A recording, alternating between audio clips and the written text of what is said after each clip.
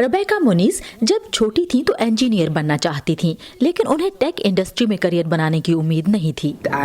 मेरे आसपास ज्यादातर सफेद फार्म मर्द होते थे और मुझे अच्छा महसूस नहीं होता था। अब रेबेका एडा डेवलपर्स एकेडमी में कम्युनिकेशंस के शोबे में काम करती हैं। एडा डेवलपर्स सियाटल में कायम एक गैर मुनाफा बख्श इदारा है।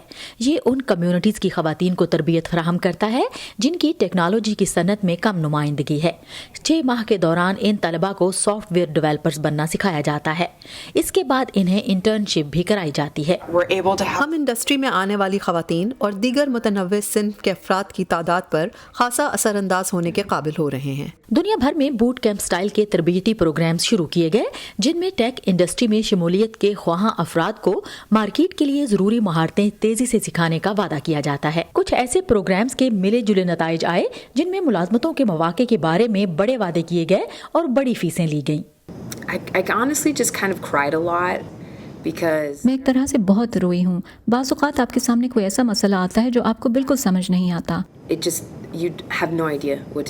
क्लासेस कुल वक्ती हैं और बहुत से तलबा अपने खानदानों की जिम्मेदारियां भी निभा रहे हैं। एली इबारा सोशल स्टडीज की उस्ताद हुआ करती थी। मेरा सबसे बड़ा खौफ नाकामी है। मेरे ख्याल से मैं करियर्स तब्दील करने का जो खतरा मोल ले रही हूँ बहुत बड़ा है। 2013 में अपने क़याम के बाद से एडा से 300 से ज़ायद अफराद ग्रेजुएट कर चुके हैं। इदारे के मुताबिक इनमें से 94% को टेक इंडस्ट्री में मुलाजमतें मिली।